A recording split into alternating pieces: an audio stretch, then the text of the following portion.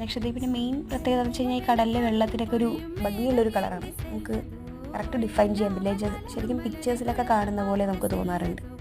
Last വീഡിയോയിൽ നമ്മൾ കണ്ടത് ലൈറ്റ് ഹൗസ് ആയിരുന്നു.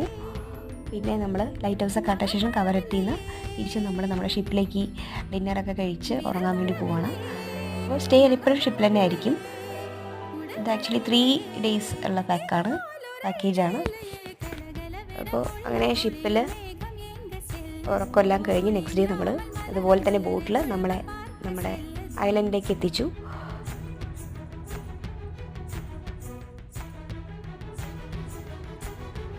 കൽപ്പേനി എന്ന് പറഞ്ഞ ഐലൻഡായിരുന്നു. ഞങ്ങൾ എത്തിയപ്പോഴേക്കും അത്യാവശ്യം മഴയൊക്കെ ഉണ്ടായിരുന്നു.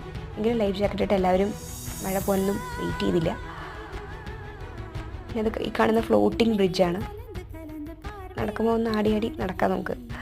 കുട്ടികൾ കോറൽസ് എല്ലാം പെറുക്കിയെടുക്കുക.